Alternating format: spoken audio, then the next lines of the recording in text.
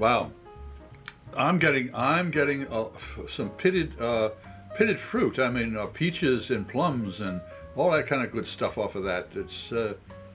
That's an unusual aroma.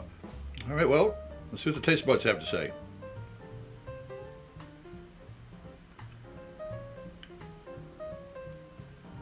Wow, that is an immense, full-bodied beer. And the hops are definitely the king. However, they're not obnoxious because they have a body of malt to sit on top of, or it's to sit on top of, to support them. There's some orange.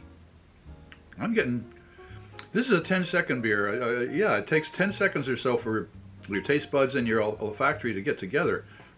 But when they do, it is a very lush beer. There is no doubt about that. And you know something? It kind of grows on you. Yeah, it does. It kind of grows on you. So is it I wasn't quite too sure what to make out of it, especially with a name like Nebuchadnezzar and Imperial India Pale. I wasn't quite too sure what to make out of it. But does it meet expectations? Is an Imperial India Pale Ale? Yes, it does meet expectations.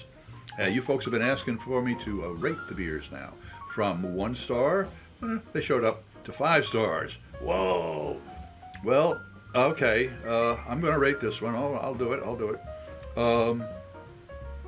You know something? I like the aftertaste and the finish to this. I could sit and enjoy this for a while. And that said, it's certainly not a 1 because it arrived and is nice. I'm going to move it up there to a 3. It's a nice one, and it's going to be enjoyable, and so it's what it is.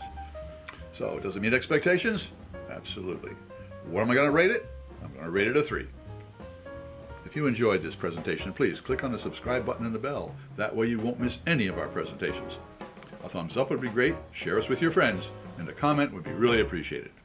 I'm Pete LaFrance, the Old Growler, hoping all of your beers meet expectations.